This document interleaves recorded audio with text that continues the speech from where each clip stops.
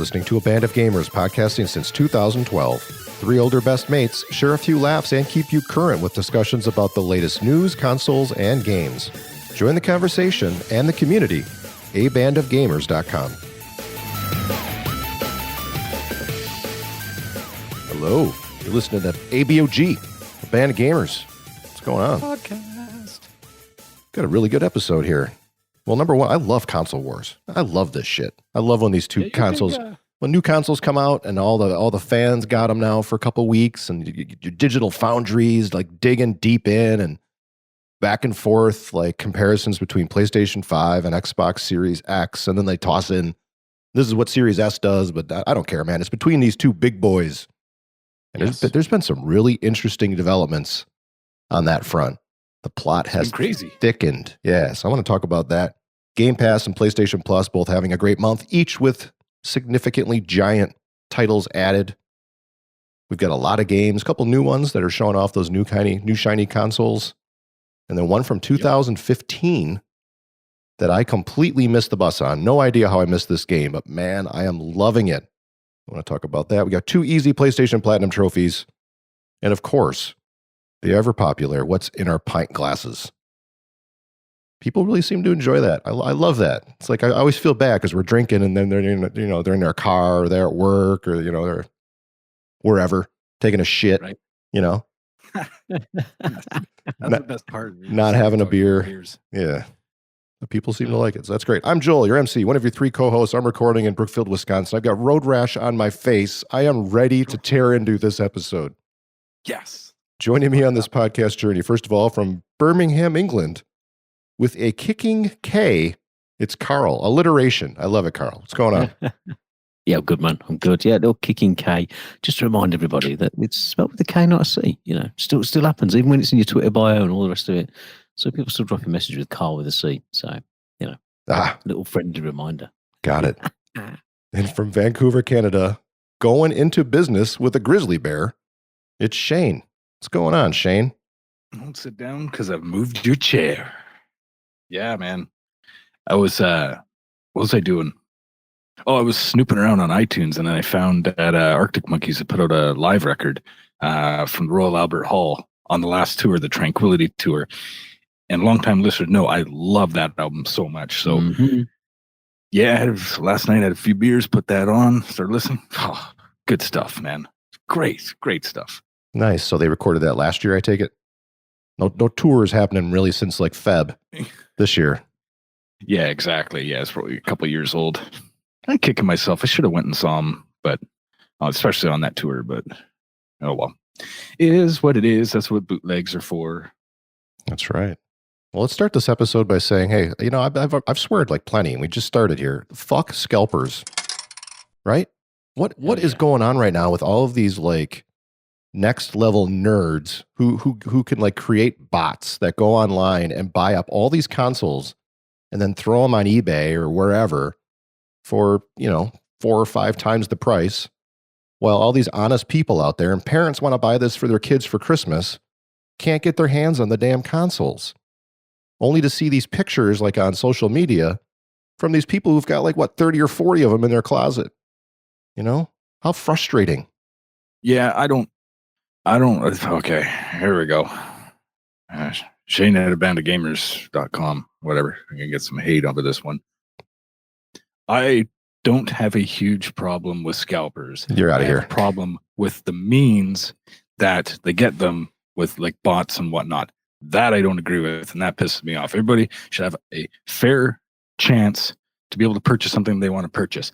After you have purchased something, you can do whatever the hell you want with it. That is none of my business. I do not care what you want to do with it. You want to sell it, make money, by all means, go ahead and do it. But let's have an even level playing field in acquiring that. That is the problem. And I get my buddy Mark One has been trying to get one, PlayStation 5, and a local drugstore up here advertised them that they're going up for sale and whatnot. So he's, in the queue trying to get one of them. And he starts snooping around and he kind of taps me on the shoulder. He's like, hey, look at this. And without even looking for it, found a thread on a forum, and there was 5 steps on how to get into the website and add something to your cart that you can't add to your cart. And they were like, it was foolproof how easy it was to do it. And he went in, clicked in there, and just like, yeah, see, I just got to change this and then do this. And then when it comes kicks back, do this and that. And it was that he wasn't even looking for that. And they just come up. Like that pisses me off. That's the type of shit that pisses me off. Did he get one? No, he hasn't got one yet. Wow.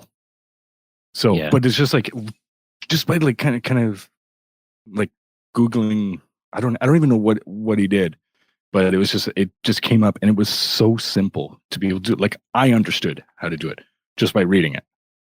Like that's the shit that pissed me off. That's not right. Come on. Yeah, no, I get it, mate. And it's like you say, it's the code embedded in the web page, basically. So you can go in and you can alter, and if you know the destination to get to, you can get there and get yourself something that's not yet on sale. I'm somewhere between the both of you. I think I hate scalpers, and I hate people buying it up to flip it. Like it does do my head in. But if like Shane says there, like if everyone had the opportunity, so say like if it's a ballot situation, like this has been going on for gig tickets for so long, and it's something we have to live with all the time. Like, and when a rare gig comes up, like the only one from experience that I can think of is Led Zeppelin, when they did this one-off gig at the O2, which we were lucky enough to get tickets for, but it was a ballot completely. So, everyone just sent their email address in, and everyone was in a big ballot, and whoever got an email got a chance of the ticket. That's fair. Like that's at least something that everyone gets a shot, but just putting the consoles on sale at random times and then just saying, yeah, here we go. Just go nuts, all of our stock is there all at once, and just, all the bots just snap it up. There's something about this console generation as well, which has made it even more prevalent than it normally is. Yeah, and I don't mind like what you're talking about there, Shane, with Mark I and being able to get a console. I don't mind tricks of the trade to like get yourself a console. I don't mind going to record store day and someone's waiting out all night long, front of the line, camping in a tent so they can get the record they want and then take it home and listen to it. I don't have any problem with any of that. It's these people who go through all the extra cheating to sell it online, to not even enjoy it for themselves, just to make a buck. I understand it's, the world we live in and people got to make money. I just think it's a shitty move. It's frustrating.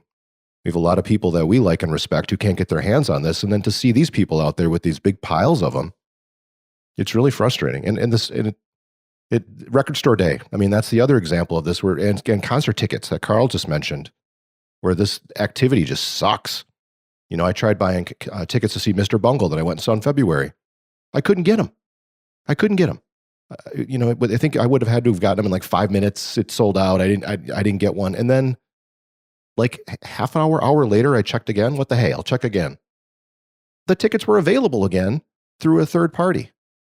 Like right on the same damn website that you get the tickets from the first time, they're now back and they're like triple the price.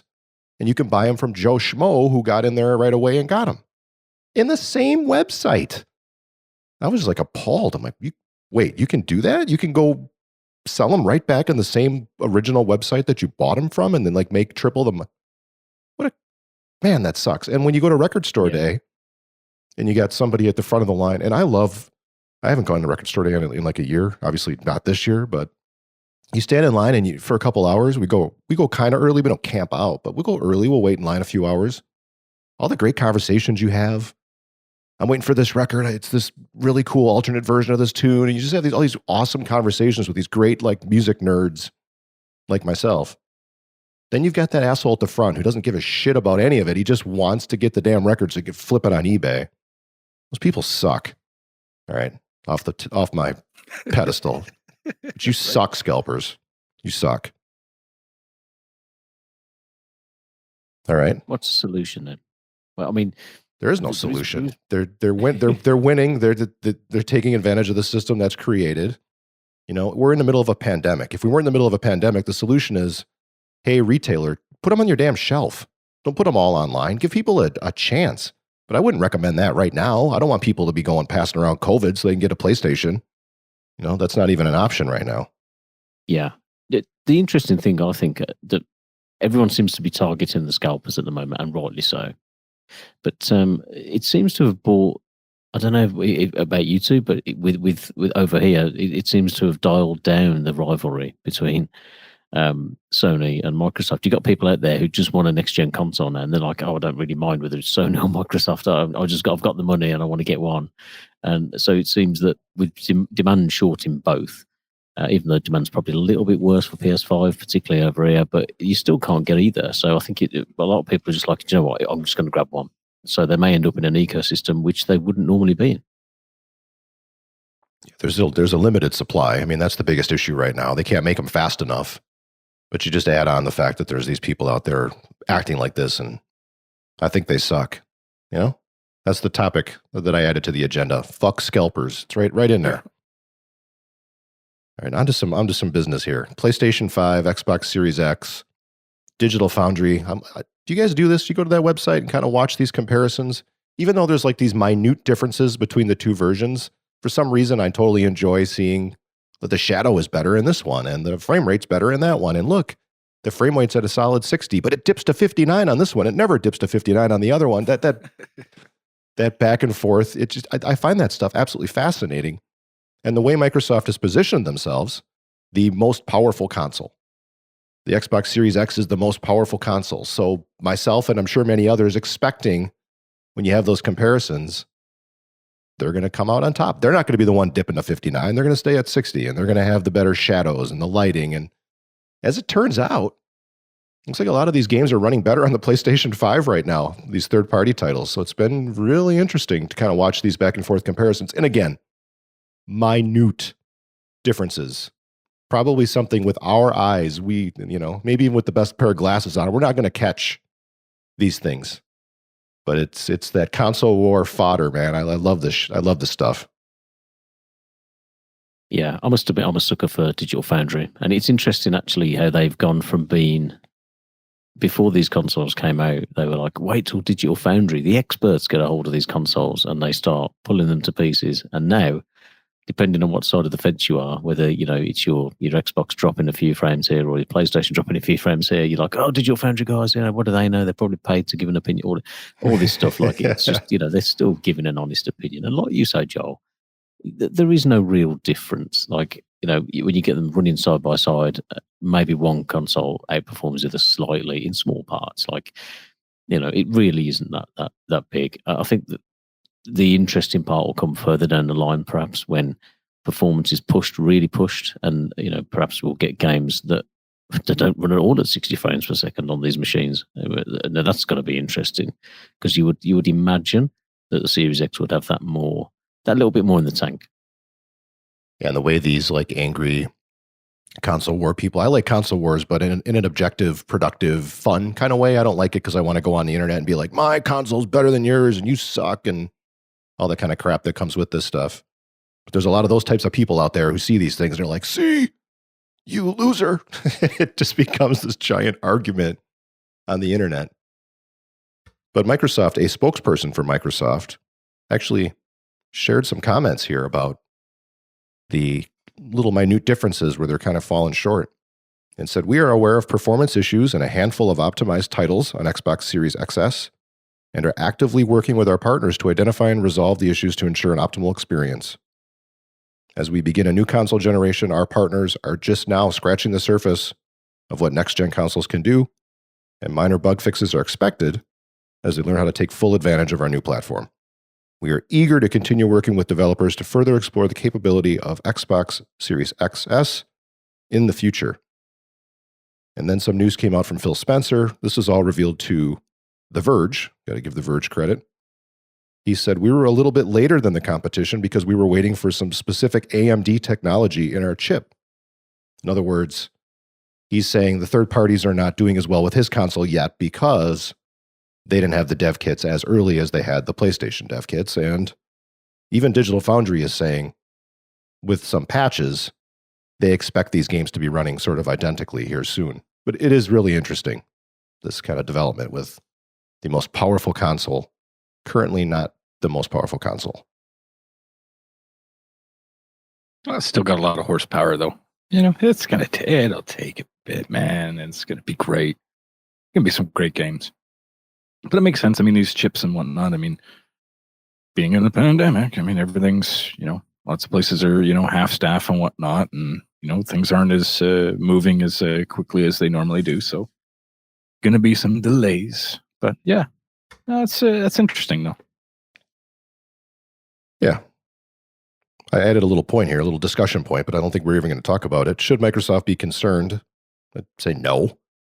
Way too early. Yeah, they totally should. Way too early. And the differences are so minute. I think where we're going to really see the power of these consoles is first-party games, right? The third party has to sort of cater to putting it on both platforms. Because of that, they're not really going to like spend, you know, 10 times more time on one than the other. They're just going to put them on both and even them out as best they can and try and make them run optimally on both. It's those first-party games that are really going to show off the shine of these consoles' capabilities. Oh, yeah. Yeah, couldn't agree more with that. We'll have to wait for the first part of studios. You've got to see when the consoles come out to you know, start of generation to the end of generation. The difference is night and day. And, you know, looking at some of the games that have come out so far, like Demon's Souls, gorgeous, such a pretty game. Even Astro, that's quite cute and, you know, polished, I would say. But Bugsnax looks crap. Like, yeah, being funny. That thing looks like a PS3 game. And people think it's crap. I mean, it's cute, like, and, you know, it's got a bit of a dark story. I played a couple of hours of it, but it does not look like. I can see why they've put it out free on Plus, Shane, can you? But it looks like a PSP game, man. Yeah. Come on, man. You're going a little... Yeah, it's very basic graphically. Like, yeah. Definitely seems... Oh. Like textures and environments are just like... Yeah. Bleh. Yeah, it's like a pre-alpha build of something. But there we go, you know. Apples and oranges. There's a firmware update on my Xbox Series X. This is kind of cool. They added the ability to, I mentioned this a couple episodes ago, that you could pre-download games that you haven't bought yet. So then when you buy them or when you get the disc home, you can just get right at it quickly if that's your thing. They've added that capability now to Game Pass.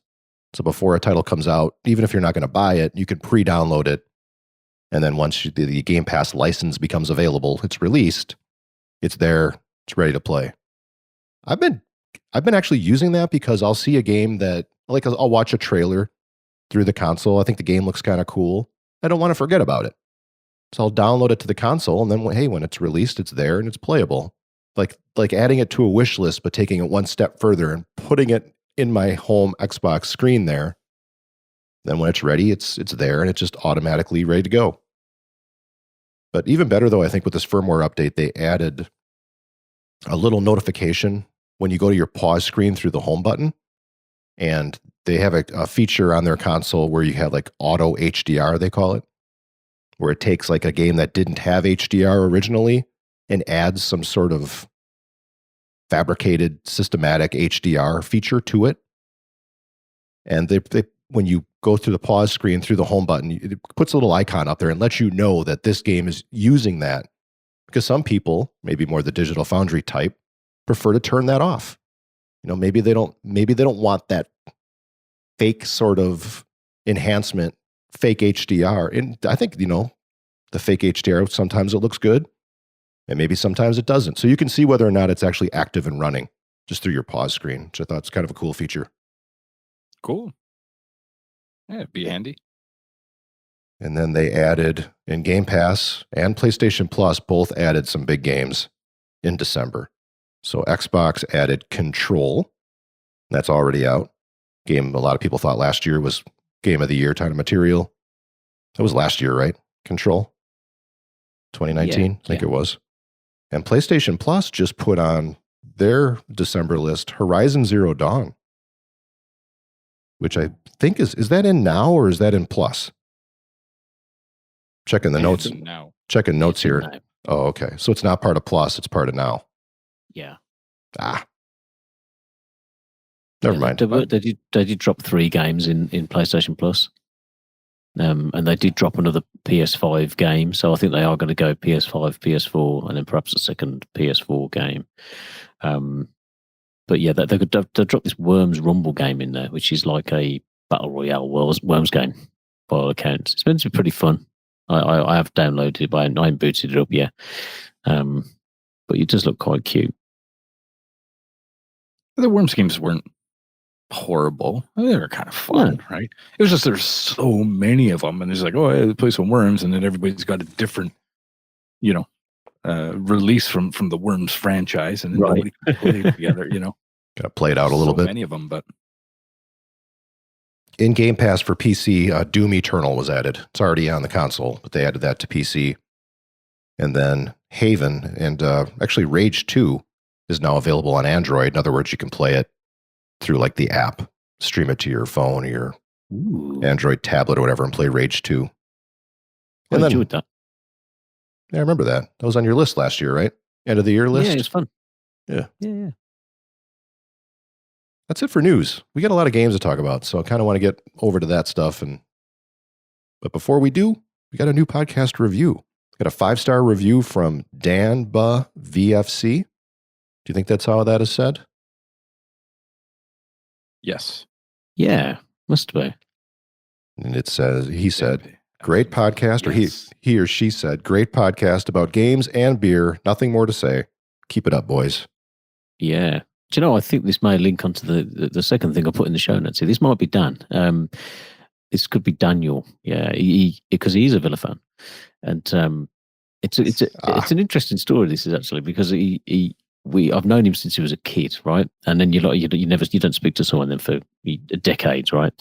And he's a good lad, and he lives abroad now. He's happy as Larry, and he sent me just a message on Facebook, just out of the blue, and just said how great the podcast was and how much he enjoyed it. And I was like, wow, okay, that's really nice to hear. And then obviously he's followed it up with an actual review as well. So much appreciated, Dan. Is he in France? He sure is. All right, yeah, because this review came in through the France iTunes, so that is your guy, man. I love when we get feedback like that. Thank you so much, man. Right. Thanks, Daniel. Yeah, cheers, man. That's fantastic. I gotta bag it because I'm in France. What's going on, buddy? Let's go, Daniel. Let's go. Stuff like this, man. These reviews really keep us going. They really make us happy. And please put some more fuel in our tank. Leave us a review on Apple Podcasts, wherever you listen. And if you're nice about it, maybe we'll even share it on the show. If you're a jerk, one of these scalpers, yeah, we're not reading it. But seriously, yeah, tell us how we're doing, what you're enjoying, what we can do better. We would absolutely love to hear from you. Let's talk about some games, eh?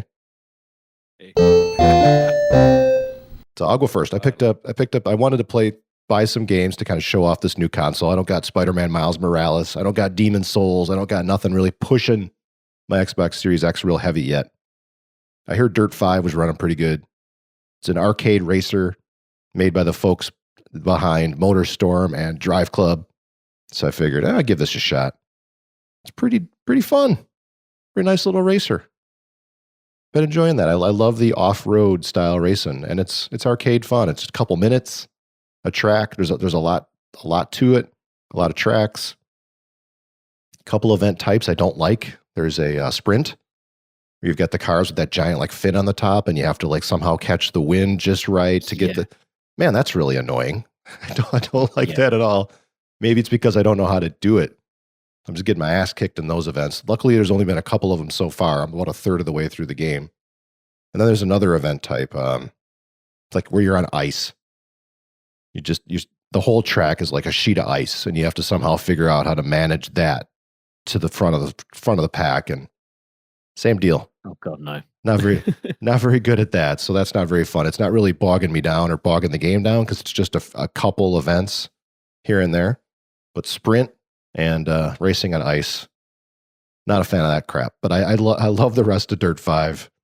I wouldn't say it's like an A+ game or anything, but it's just a fun arcade racer. You've got the off-road style with the big knobby tires and all different vehicle types, and it's showing off the console pretty well. You can choose between 4K 120 or or maybe it's not 4K 120, but you can choose between like a resolution mode or a performance mode. And I've been doing performance because you get like a higher frame rate. And man, it's just smooth as silk. It's pretty fun. And Drive Club, Shane. Nice. Yeah. Dude's behind MotorStorm and Drive Club, I think, at that studio making that game. I think so, yeah. But they inherited a lot of talented folks from Evolution. Yeah, give it a shot if you ever. Really good. What's that? Those games are really good. I've really enjoyed the Dirt games over the years. And looking at, again, I watched the Digital Foundry one of this, and it looks pretty damn good, especially on that Series X. Yeah, and it's not too much rally. It's not like a lot of the other Dirt games where you've got to like grind out these massive races. It's just more quick in and out, which sometimes I just want to play like 3-4 races and go on to something else, you know? Yeah, some good casual arcade fun. You can't beat it. That's right. So enjoying that one. And then the game from 2015, I mentioned at the intro. It's available in Game Pass. I hear it's running better on Series X. It has the auto HDR. One of these websites out there, or maybe a couple of them that I follow on YouTube, are like, now's the time to play this game if you haven't played it, because it's just running really smooth on this new console and it looks really spiffy. And that's Batman Arkham Knight. Totally missed this game in 2015. But damn, this is a good Batman game.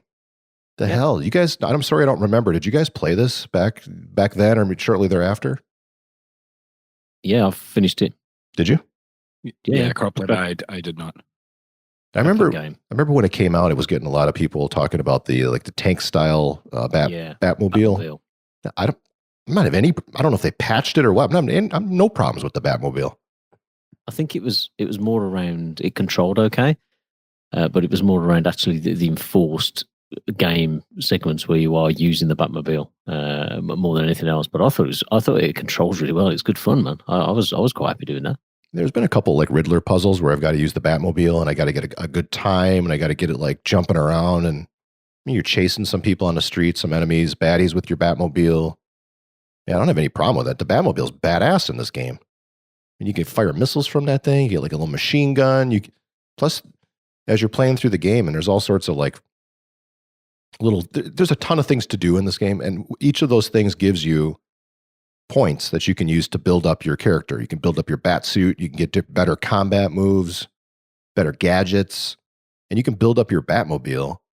So all the little things that I normally would skip and just kind of mainline the story, I'm doing all the side crap just because I want to like make my Batmobile and my the Bat outfit better. So I may play the hell out of this game. I'm loving this game. It's great. Man, 5 years late, I got a brand new Xbox Series X and I'm playing Batman Arkham Knight. But man, I'm enjoying it. Totally snoozed on this one. The story's really good as well. Like, have you played Arkham and City already, Joel? I played Asylum, and City didn't grab me, so I never made it through that one. But I did like Asylum quite a bit. It's really come a long way since Asylum. This is also by Rocksteady, and it's come a long way. I mean, I remember playing Asylum, and you like hang from the rafters and shit, and you're always pulling people up, and there's a lot of stealth moves. This has some stealth stuff, but it's just more you're a badass Batman, and the graphics and just the way they've kind of put it together, the way it plays, is great. Like the little pop-up he has on his wrist, little screen comes up, or when you're in the Batmobile, it may pull back behind his shoulder. You're talking to Alfred on a little screen. You can see your steering wheel. It's just really well done. And it's a cool world, very dark, kind of foreboding, awesome music. Remember we gave out a record for Enjoy the Ride Records? We kind of collaborated with them. Yeah, I have that, so I'm like anxious to put that on now. I bought one. Nice. Listen to that. But yeah, good soundtrack, good game, and totally missed it. Glad I'm finally playing this. A lot of people on really cool like leaderboard too on my friends list. You can see like how far people made it in the game, how many of the Riddler trophies they got, all these little separate little things that you can measure yourself against your friends on your friends list. How many of the firefighters you saved, how many of the AR missions you completed, times on some of the races that get your put in, the individual times. Yep. Very good. Really, really enjoying Batman Arkham Knight. That's awesome, dude. It's great when you stumble across a game that's a few years old. So like, oh man, and you do feel a bit guilty, like, oh, I slept on this. But if as long as you're playing it now, mate, and enjoying it, that's awesome. The beauty of Game Pass and Plus, right? When you find a game that came out all this time ago, it's there. You've got it. You can put it in. You can play it. Why am I even buying games? I just keep going back and play all these old ones. And this year for us was about the backlog, right? So I'm really happy to finish my year with a very solid backlog title, one that wasn't even on my list to start the year. Yeah, that I just stumbled on. And everybody's, like I said, everyone's saying it plays better on the new console. I'll give it a go, and man, I can't put it down. Yeah, why not, right? Yeah, that's it for me. I've been kind of jonesing, I guess, for some next gen to really kind of see what's been happening, man. Like, I've just been playing like some NHL and whatnot, just grinding away at that, and it's like, man, I want to do a sports game. And then I saw that FIFA 21, the next gen version was coming out last week and whatnot, and it was also on a deal on the PlayStation Store. It's on a deal everywhere, really. And I mean, you buy one version, you get them both and whatnot, which is cool. So I had it was like 50% off, right? Much easier to swallow. Okay, that's not bad, not bad. And seeing some screenshots, I'm like, man, that looks really good.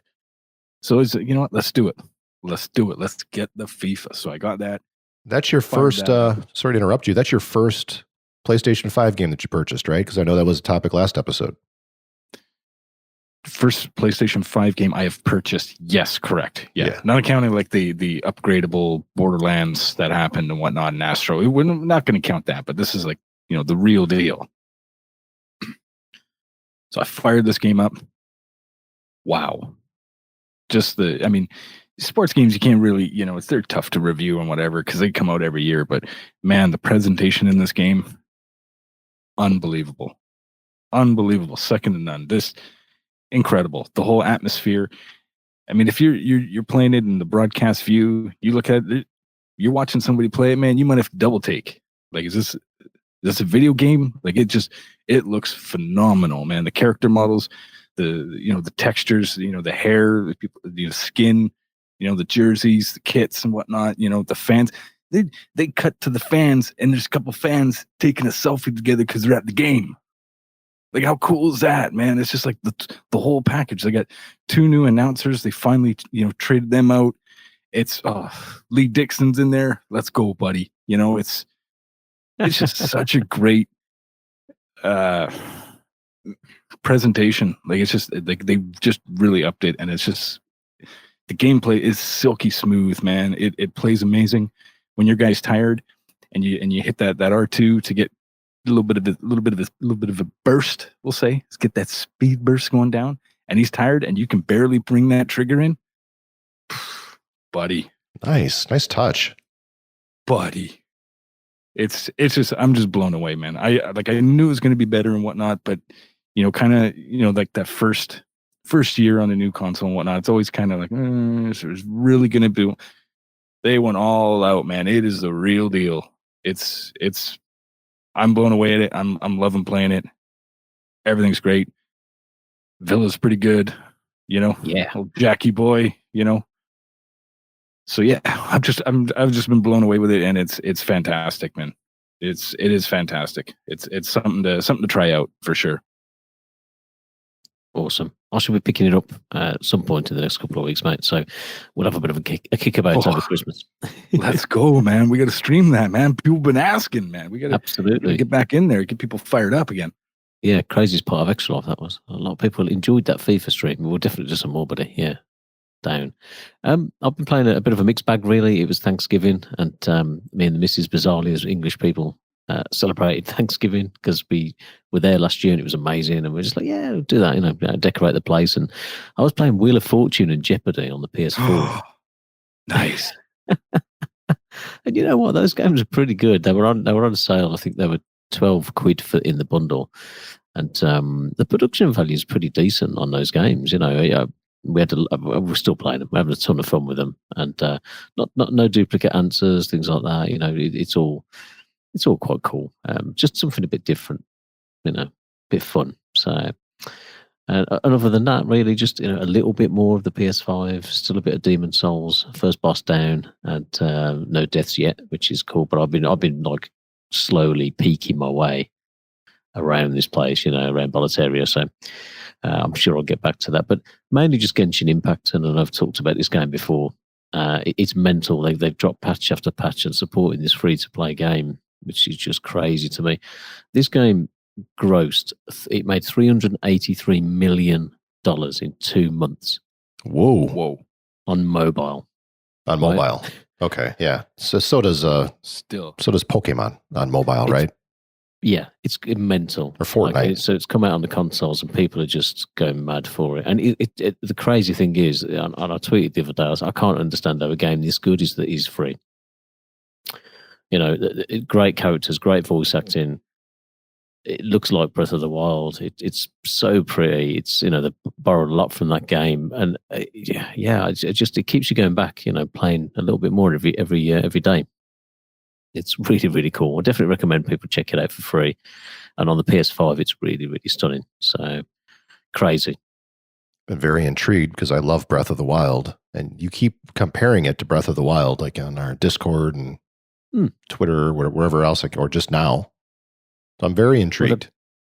They've basically ripped it off Breath of the Wild. So they've took the look, and they've took the cooking, and they've took the stamina bar, when you're climbing up, the weather effects, things like that, and took the whole graphical style of the game and put it into this anime style gacha game where you have to wish and obtain characters through this wish system. So that's where they get you. I haven't spent any cash on it yet. But you kind of think I want to support it, but then you don't want to support the whole loot box thing. So it's a bit of a double-edged sword. But it's free, right? So if you get your game out of it, why not support it? Why not throw them a few bucks or a few quid, as you young kids in England say? Give them some money, man. Yeah, it's free and you're enjoying it. Those are the games you should make a little investment in. My opinion. Maybe you're right. But yeah, that's pretty much all I've been playing, to be fair. K-Palm, is Genshin Impact, is that on Switch? It's only on mobiles, so you can get it on Android and Apple, PlayStation. It's not on Xbox or Switch at the minute, but I think it is coming to Switch. I think they're looking at it. So, but yeah, in terms of console, it's PlayStation only. But for 4 and 5, you can play on either. Hey. Well, at least I still have the Forest hanging around. But might be one I look into in the future. By that point, it's probably on Switch and everything else. Yeah. I'm sure Breath of the Wild's better, but we won't go there. What? Nah, I gotta poke at Karl with that Breath of the Wild shit. Sorry. We've got a couple easy PlayStation Platinum trophies to share. 2. One from each of my boys here. So have at it. Sequels too. They're both sequels? Yeah. One's got a 2 at the end of it. I knew that one was. The other one I wasn't sure about. Yeah, we're back with some easy platinums. We can't stay away, can we, Shane? To be fair, I busted out, and I'd seen it had dropped on the store. When I looked at the PlayStation 5 games, I was like, oh, look at all these great titles that are available. And then I saw My Name is Mayo 2, and it was 99p. Ooh. I thought, do you know what? It'd be rude not to. And this is actually it's still My Name is Mayo. Like, you have to tap a jar of mayonnaise. I can't remember how many times, 1,500 times, I think. Oh, 10,000, is it? 10,000, yeah. To get the plat. And it actually took probably about 45 minutes, I think, somewhere around that time. So it wasn't that easy, but it was under an hour. Joel has just got his face scrunched up right here. That sounds absolutely awful. You just have to tap the button 10,000 times? Yes. Yeah, basically. that sounds awful. I'm sorry. That sounds horrible. There's a whole different subset of stories. So the mayonnaise jar talks about different things like sense of abandonment, when his parents aren't around, and turns to to doing mime, and just struggling through life really, and it puts little outfits on and stuff as you play it. I'm not saying it's a great game, but it's a platinum for 99p. That's kind of what you expect. How does this work? So you're pressing a button 10,000 times to get your platinum. It takes you 45 minutes. How does the story play into this? Do you slow? So I just picture you like like just sitting there wailing on the damn controller. Does like a story bit come in and he puts on a little fancy siesta outfit and you like stop, hit the button for a second, like wait, whoa, I gotta hear what he's talking about. Oh, okay. You're back at the button again. I mean, how does this? Does the story go on as you're hammering the button? Is there a story happening? Oh, you're spot on. To be fair, like you reach a certain point. So say you press each storyline will have like different stages to it. So that to get the first little bit of it, it's 25 button presses. Then the next bit is 50. The next bit is 75, and each section tells a little bit of the story, of what's happened. And then the very last stage, when the mayonnaise jar finds that he's happy ever after, it's 500 presses. All right. Yes. All right. So, important question: mayonnaise or Miracle Whip? I don't know what Miracle Whip is, so mayonnaise. Miracle Whip, hands down. I wonder what the equivalent of Miracle Whip in England would be, or if there is any equivalent. Salad cream, I would imagine. Miracle Whip. I don't know what that it's like a brand name. So think of like Kleenex for tissue. Oh, okay. But it has a different flavor. Yeah. Than salad cream's mayonnaise. got a tangy flavor. Like that's right. That's the closest from my experience. What would be kind of Miracle Whip? It's like a little lube for your sandwich. It's got a little bit of a kick to it. Love it. Basically. Love it. I am not a Mayo fan at all. Like, no, not a chance. Not happening. I'd agree with you there then, Shane. A salad cream over mayonnaise every day for me. Interesting. Neither for me. But you guys, you guys like your my sandwich don't need no lubricating. But you guys like your my name is Mayo. That's great. Yeah. You've seen my salads, Joe. You know that there's barely any salad showing. Oh yeah. It's doused in dressing, no question. Yeah. Got a bit of chicken in that salad as well, though. Can't be a bit of chicken, right, Shane? Oh yeah. Speaking my language. Genius. Come on, man. He threw it right to you. Yeah.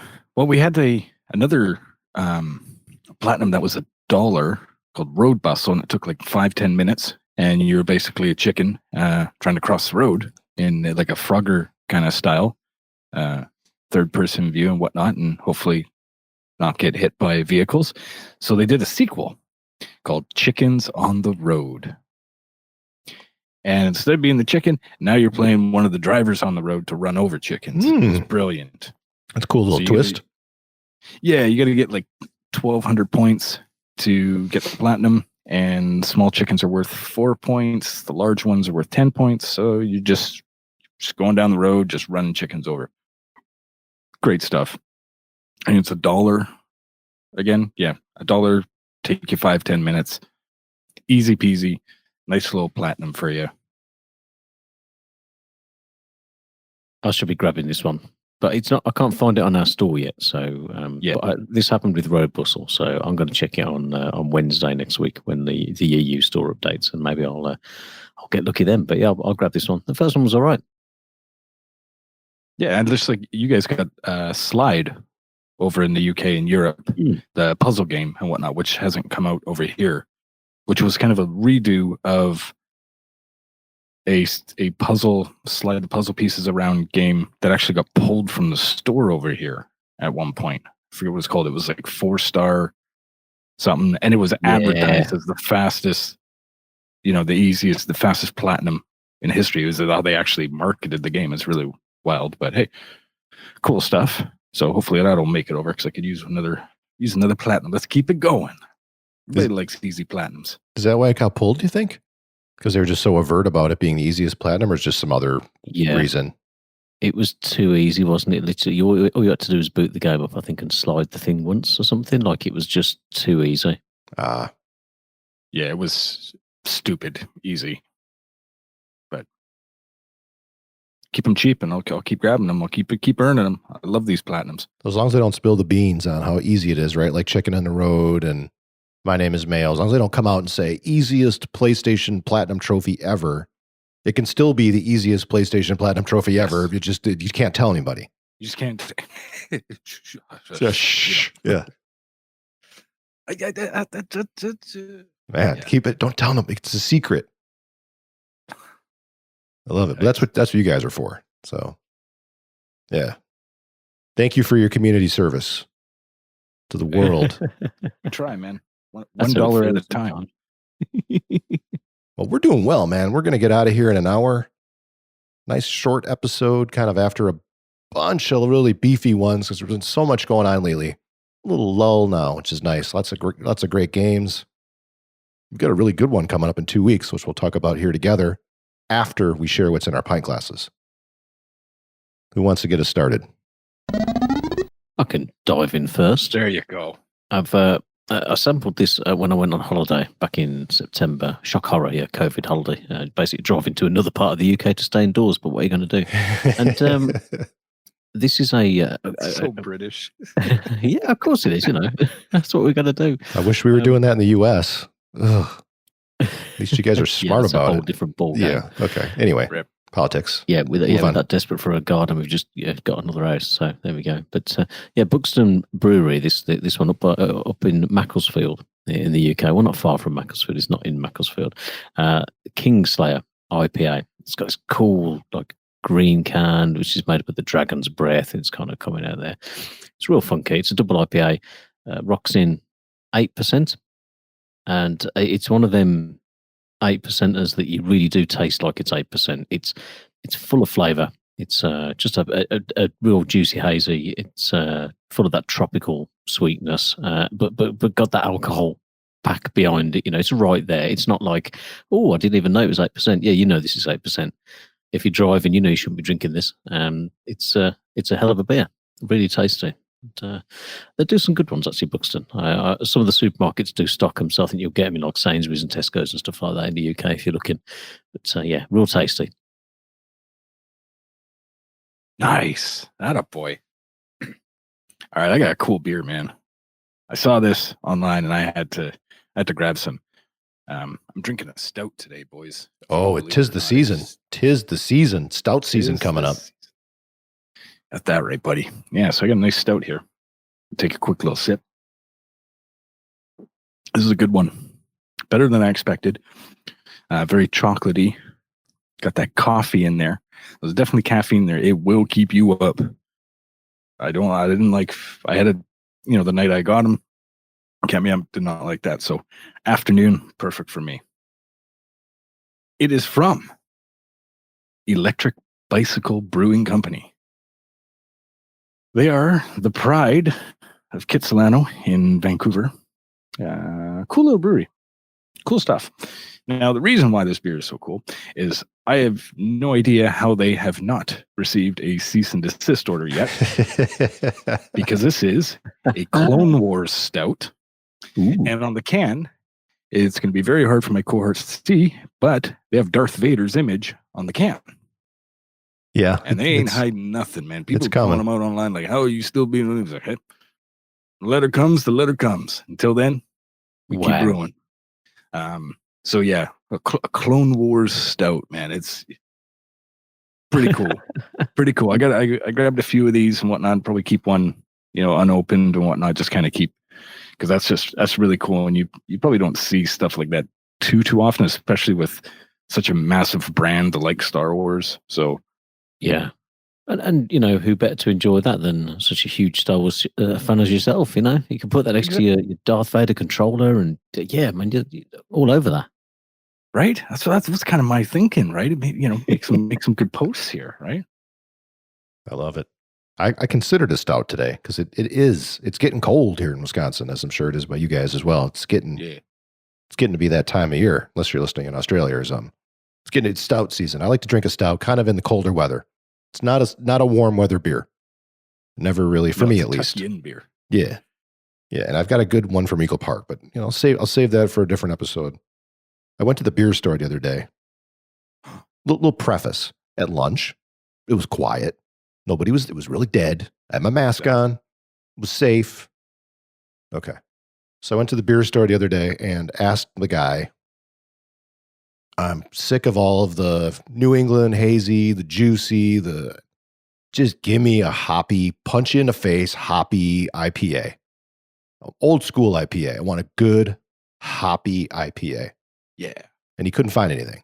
I'm like, there's a whole store full of beer, and they're all right now. The sours, the New England hazies, the juicies, they're all like that. It's such a fatty thing. Or you've got your Pabst, your Miller, your Budweiser bullshit. You got all that stuff too. Just give me a proper IPA. I want a hoppy IPA. And Three Floyds had just put one out, the seasonal one. I think I drank it a couple episodes ago or last episode. Can't remember even what it was called. Yeah. Talked about it. Very hoppy. I was in the mood for more hoppy. Then the guy had like an epiphany. Wait a second. Somebody just told me that I just heard my coworker say that there's a really hoppy one he had. So he's like going, he's doing all his homework. He's checking around with his teammates. He comes back. I got it. And he gave me this one. It's by WarPigs, which I think it's a collab between Three Floyds and McKellar. So it's got two breweries listed on the label. So I believe it's like a collab. Not quite sure how this works, but it's under the label WarPigs. It's called Chaosmonger. And on the can it says, the arduous road to hop enlightenment is wrought with chaos. Let the Sentinel Chaosmonger be your beacon to finding beer of character. Hell yeah. And if you look at that, artwork, kind of total like, and they kind of have like a total metal, like Black Sabbath, pus head, kind of really cool artwork. Dude. But it's just a proper, I think it's a double IPA. But it's just really hoppy, nice and dark kind of in color, a little malt, but just there we go. Very hop forward. And it's stout season, but I also like in the winter, well, anytime really. But in the winter when it gets cold, you kind of want one to tuck you in a little bit. Yep. And I had a little bit of a situation where my bike hit a nice patch and I smashed my face on the pavement. I needed some tucking in this last week, boys. Like I didn't go to the doctor and get any pain pills, so I'm like, I just need some booze. I gotta to sleep at night. I'm in a lot of pain, and this has really been hitting the spot. Tucked me in nice. So, very good beer. That looks deadly, buddy. That looks deadly, man. Proper like American IPA type thing. Looks a little malty in there. Yeah, nice caramel color. Very hop forward. Excellent brew. I'm with you, man. Like in the winter, sometimes it's nice to just have like a classic proper IPA. They're hard to find right now. Fashion. Everyone's doing all the fatty things, all the popular stuff. But sometimes you just want a good standby IPA, and you can always get those in the UK. So it's chicken and egg with some of these. Like we follow your trends, like 6 to 12 months behind sometimes. So we can start to get a lot of these juices in and a lot of the hazy IPAs, but we still luckily have a ton of traditional IPAs. But I'm going to have to bring a stout next episode, man. It's definitely stout season. It is. Maybe we should all, and not to corner you into two stouts in a row there, Shane, but no, man. Maybe it is. Maybe it is stout I got time. some other ones in the cellar. I have a cellar now. Wow, look at you. Apparently, I guess I do. Yeah. So we'll get down to the cellar and bring up a nice stout. Let's keep it under an hour. Let's get out of here. But we got some business to attend to real quick here. It's end of the year. We've been doing our favorites of the year episode forever. Usually do it end of the year, early the following year. It's always nice when we can get it in end of the year. What do you say, fellas? Should we next episode do our end of the year wrap up of sorts? Yeah, man. You ready? Season. You ready for that? Carl's making a face. Now, is it too soon?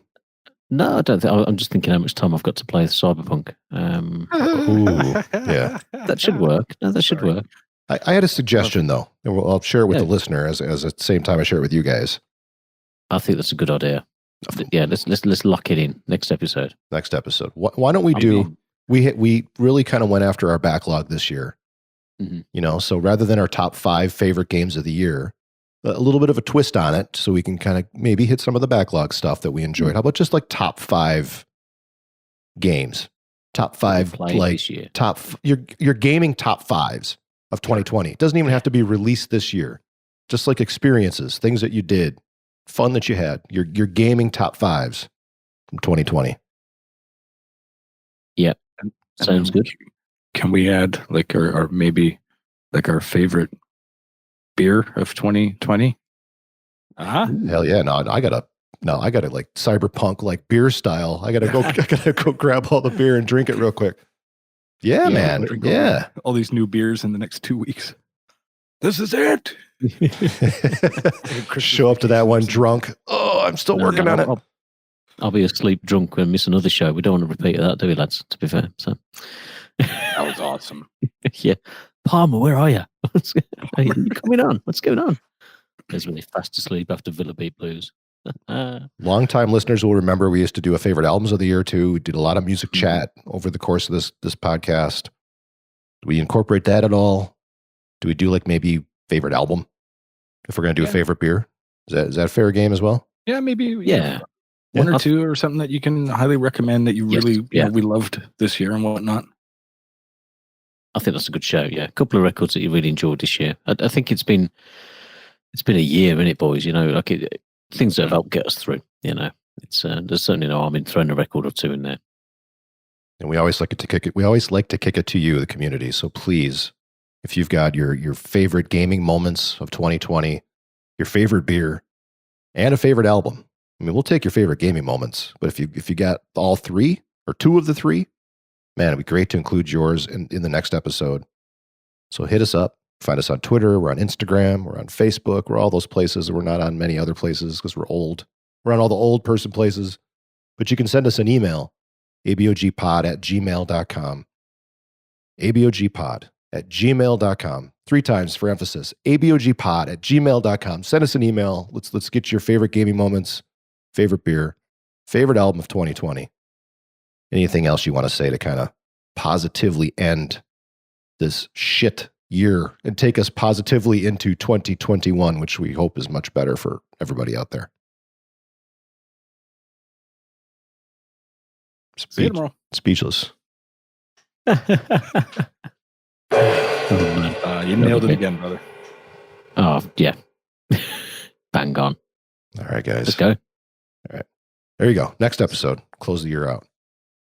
Till then, raise our glasses to you. Thank you for listening. We appreciate you being here with us. If it wasn't for you, we wouldn't do it. Yeah, we probably would. But thank you. Glad you're here. Cheers. Cheers to Daniel. Yeah, Yes. to Daniel. Cheers, Danny boy.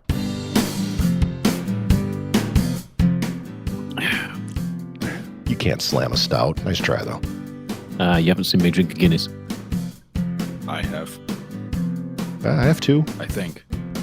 I saw you drink a Guinness at the House of Guinness Oh, in Waukesha, Yeah, Wisconsin. that's There you true. go. Yeah. there you go. How's I forgot that? about that, didn't you, Palmer? Yeah. I didn't slam that there. Well, it was just following a whiskey, so that was a calmer Guinness. But yeah, Guinness summer beer straight down, no problem. Calmer. Calmer.